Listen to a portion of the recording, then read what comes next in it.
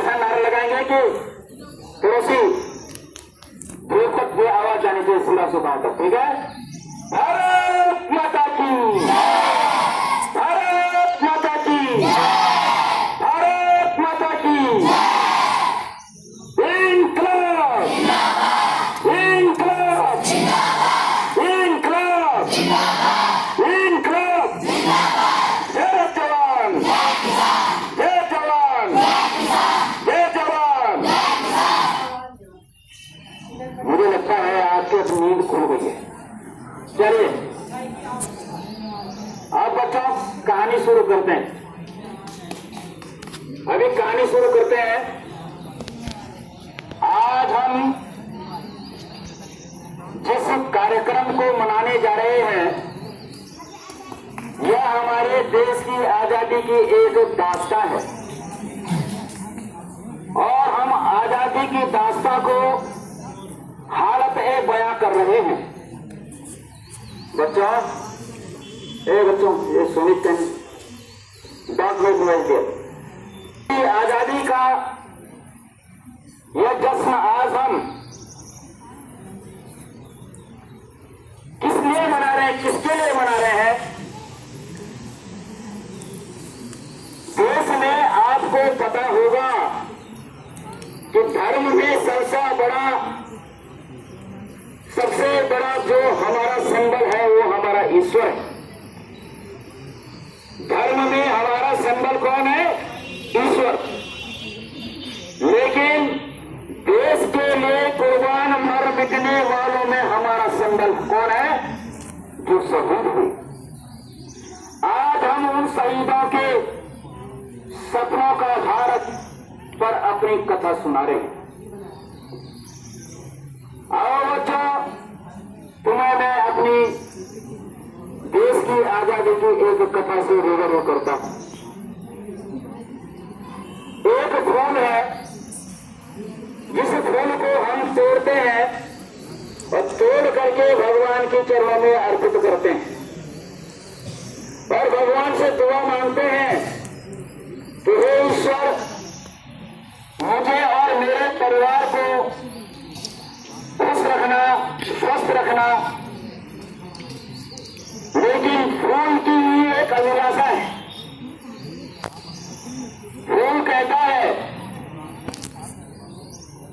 कि चाह नहीं मैं सुरबाला के गहनों में गोता जाऊं, चाह नहीं मैं दूध प्यारी के सर पर गिटला जाऊं, मुझे तोड़ देना ऐ बनमाली, उस पथ पर तुम देना भेद, जिस पद पर शीश चढ़ाने जाए दूर आने। आप उस पुष्प की अभिलाषा को समझिए। देश की आजादी के लिए जिन्होंने अपनी जवानी को न्यौछावर कर दिया और आज हम भारत की आजादी के जश्न को मना रहे हैं। मैं इस मंच से आज उन तमाम शहीदों के परिवारों सहित उन शहीद चिताओं को सादर नमन करता हूं, सादर श्रद्धा सुमन अर्पित करता हूं, सादर श्रद्धांजलि अर्पित करता हूं। प्यारे बच्चों,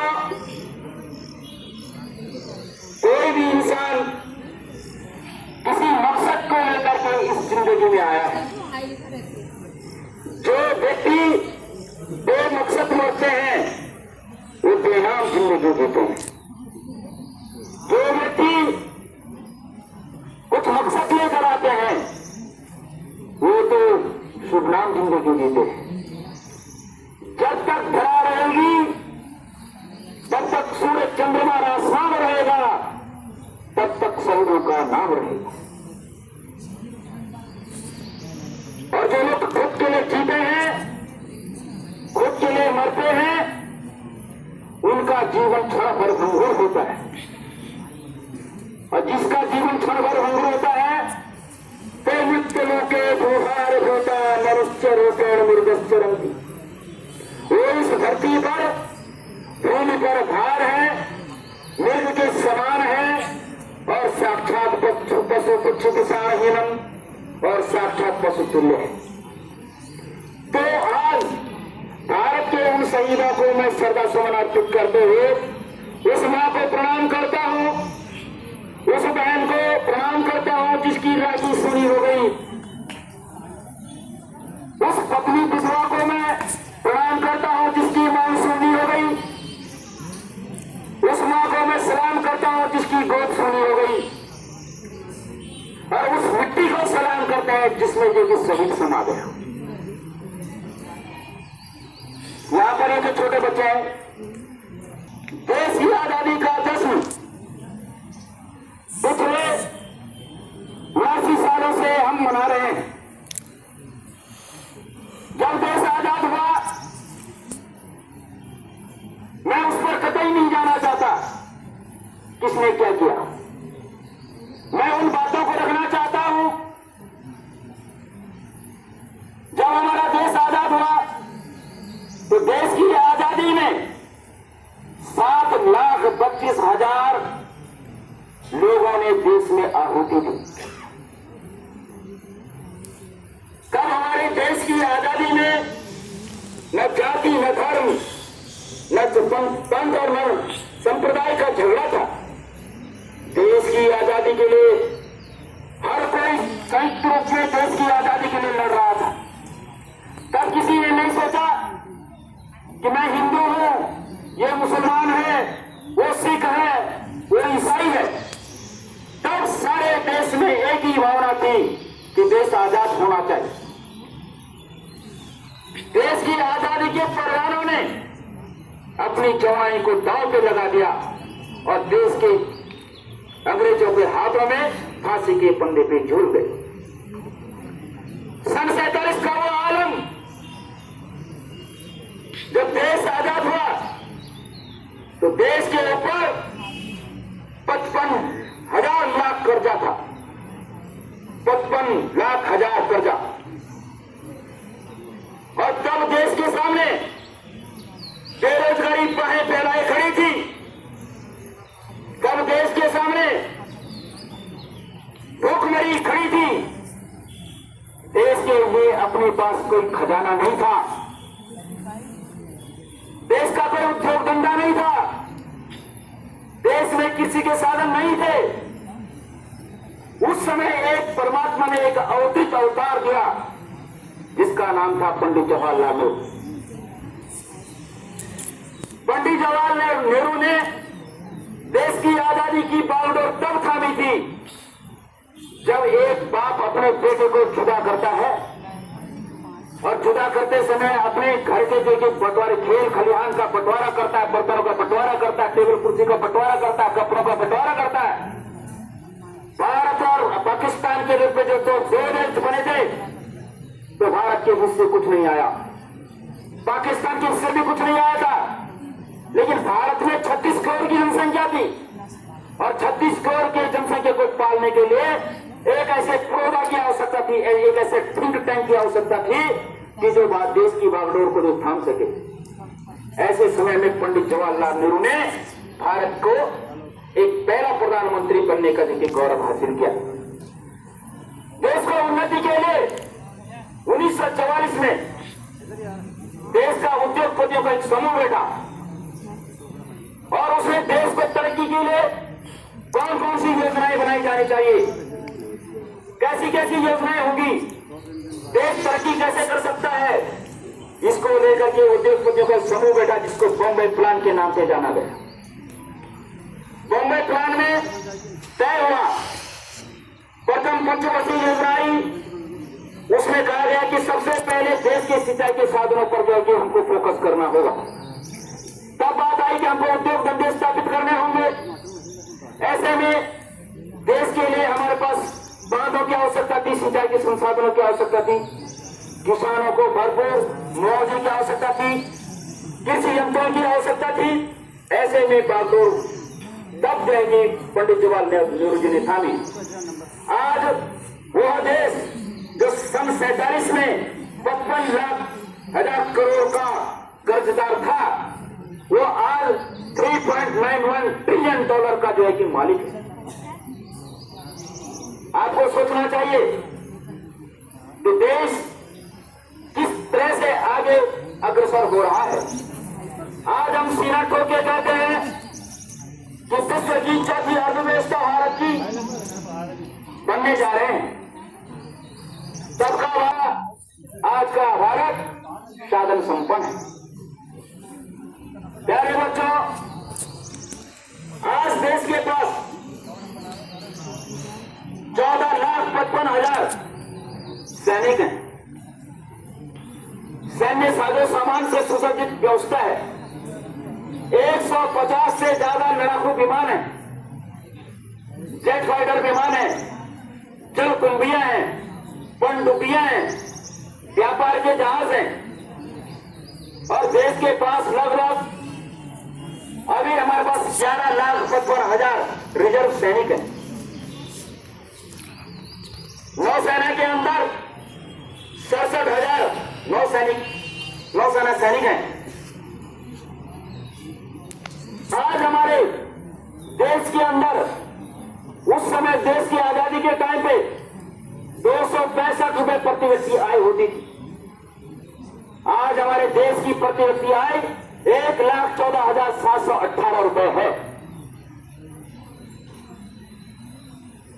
आज हमारा देश का, लेकिन बावजूद इसके हमारे देश के एक बच्चे पर, एक नागरिक पर 4 लाख रुपए के लगभग कर्जा है। अभी हम ऋण नहीं है। आप सबको सोचना होगा, यह आंकड़ा मैं जो बता रहा हूं, इस आंकड़े से पता लग गया होगा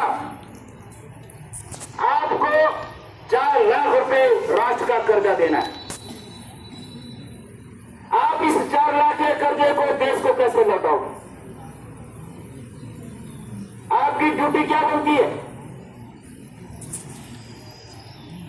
हम जब अपने कर्तव्य के प्रति वफादार न हो, ईमानदार न हो, अपने ड्यूटी के प्रति वफादार न होकर केवल भाषणों में अपनी बात कहेंगे, झूठी शान, झूठा दिखावा, झूठे प्रपंच, तो देश की उन्नति क्या, तुम्हारी उन्नति क्या, किसी की उन्नति नहीं हो सकती। ये धोखा है।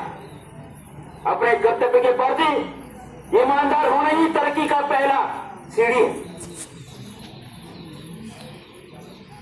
आपको इस बात को समझना पड़ेगा। मैंने एक आंकड़ा दिया था कक्षाओं में भी। अगर मैं यहां पर सारे समूह को कहूं कि एक दिन में अगर 3 टाइम खाते हो तो 10 रुपए का, एक टाइम खाते हो 3 टाइम 30 रुपए का खाते हो, 900 रुपए एक महीने का खाते हो, तो एक साल में 27 हजार रुपए का खाते हो। एक साल में कितना खाते हो? अब तुम्हारी उम्र कितनी हो गई, कितना खा लिया तुमने? और जितनी उम्र है और जितना टाइम का आप खाते हो, जितने रुपए का खाते हो, घर में जाकर के आंकड़ा लगा लेना कि मैंने इस भारत देश का क्या क्या खाया, और फिर अपने आप को प्रूफ करना कि मैंने देश का इतना खाया तो देश ने मुझे क्या दिया या मैंने देश को क्या दिया। ये आंकड़े बहुत जरूरी है। प्यारे बच्चों, मैं आपसे ज्यादा कुछ कहने की जरूरत नहीं समझता। मैंने एक कहानी लगाई। आप जानते हैं हमारे पहले प्रधानमंत्री हुए, उन्होंने भिलाई इस्पात कारखाना, बोकारो स्टील कारखाना लगाया था। दूसरी बार हमारे कार्यवाहक प्रधानमंत्री गुलजारीलाल नंदा हुए, बहुत लंबे समय तक ये अपने सीट पर नहीं रह पाए। उसके बाद हमारे पास इंदिरा गांधी देश की प्रधानमंत्री बनी, पहली महिला प्रधानमंत्री। उन्होंने देश को गरीब हटाओ का नारा दिया। इंदिरा गांधी जी ने देश के अंदर बैंकों का राष्ट्रीयकरण करा। इंदिरा गांधी जी ने देश के अंदर नए 1971 का युद्ध, 1965 का युद्ध लाल बहादुर शास्त्री जी के जमाने में हुआ। 1971 का युद्ध इंदिरा गांधी जी के टाइम पे हुआ। और इसके बाद में 1977 में मोरारजी देसाई की सरकार बन गई। साथ में अल्प समय बाद फिर चौधरी चरण सिंह बन गए। 18 महीने तक मात्र इनकी सरकार चल पाई। फिर से जो है कि जब इंदिरा गांधी जी की हत्या हुई तो राजीव गांधी जी प्रधानमंत्री बने। राजीव गांधी जी ने पूरे देश के अंदर टेक्नोलॉजी का एक वाक्य दिया। टेक्नोलॉजी, आज जो मोबाइल, आज जो कंप्यूटर का युग है, सारा ये जो है कि राजीव गांधी जी ने दिया था। हम सब चंद्रशेखर जी को भी आजाद करते हैं। हम एच.डी. देवगौड़ा जिन्होंने उत्तराखंड राज्य के लिए लाल किला के प्राचीर सभा से जो घोषणा की थी, उनको भी याद करते हैं। हम यहाँ पर नरसिम्हा राव जिन्होंने उदारीकरण की नीति को अपनाया था। आपको इन बातों को क्यों बताना चाहता हूं? क्योंकि पता लगे कि हमारे देश के अंदर कुल 14 प्रधानमंत्री बन चुके हैं। आएंगे गुजराल साहब, मनमोहन साहब, मनमोहन जी की आर्थिक नीतियां आज देश को याद करती हैं। उसके बाद हमारे मोदी जी देश के प्रधानमंत्री बने और हैट्रिक उन्होंने लगाई देश के अंदर। ये सब बातें मैं क्यों बताना चाहता हूं? अब मैं इसके अंतिम पड़ाव में आना चाहता हूं। प्यारे बच्चों, हमारे देश के सभी दिवंगत आत्माओं को जिन्होंने देश के लिए कुछ ना कुछ किया है, अटल बिहारी वाजपेयी जी हो, एक अजात शत्रु के नाम से अटल बिहारी वाजपेयी को जाना जाता था। वो राजनीति में धुरंधर थे। वो जब सदन के अंदर बोलते थे तो समूचा सदन उनको जो कि नतमस्तक करता था। उनका राजनीति में कोई द्वेषभाव किसी से नहीं रहा। उन्होंने समस्त परिवार को, समस्त संसद को नई जो है कि पहल दी और कभी भी उन्होंने राजनीतिक द्वेषभाव से काम नहीं किया। प्यारे बच्चों, मैं लास्ट में एक बात कहना चाहता हूं। आज राजनीति में सुचिता नहीं है। आज राजनीति काटमार की हो गई, जाति जाति की हो गई, धर्म धर्म की हो गई, जिससे देश आगे तरक्की नहीं कर पाएगा। हम सबको देश की एकता और अखंडता के लिए एक होना होगा और शहीदों के सपनों का भारत का निर्माण करना होगा। अगर हम आज आप नागरिक के भविष्य के होनहार हैं, आपके कंधों पर देश का भार है। आने वाले समय में आप राष्ट्र के निर्माता हैं। आप पर भी इसी प्रकार के राजनीतिक भावनाएं, क्षेत्रवाद, जातिवाद, धर्मवाद, संप्रदायवाद का जो भी जब कुप्रभाव पड़ेगा तो आने वाले भारत में ये न्यू बहुत गंदी हो जाएगी। इसलिए मेरा आग्रह है कि आज जो लोग भारत की राजनीति को दूषित करने के में तुले हुए हैं, उनको पकड़ना होगा, उनको समझना होगा। और एक आपके पास एक हथियार होता है कि जब जब ऐसी ताकतें, दूषित ताकतें राष्ट्र को अतिक्रमित करती हैं, तो ऐसी ताकतों को आप अपने अधिकार से, आपका जो राजनीतिक अधिकार है, उसके माध्यम से आप उसका पटापेक्ष कर सकते हैं। तो मैं इसी अवसर पर पुनः उस धरती मां के शहीदों को, इस भारत की आजादी के स्वतंत्रता संग्राम सेनानियों को और इस देश के तमाम उन ज्ञात और अज्ञात व्यक्तियों को अपनी श्रद्धा सुमन अर्पित करता हूं। और 79वें इस गणतंत्र दिवस की बेला पर अपने विद्यालय परिवार को शुभ सूचना प्रेषित करते हुए भारत की राज्य की एकता और अखंडता के लिए समर्पित होने का संकल्प लेता हूं। आपसे मेरा कहना यह है कि आने वाले समय में आप एक बेहतर स्टूडेंट, बेहतर कर्तव्यवान कर्मचारी, बेहतर नागरिक के रूप में अपने आप को प्रस्तुत करेंगे, तो यही भारत के सच्चे रूपों में आजादी होगी। Thank you very much. Wish you all the best.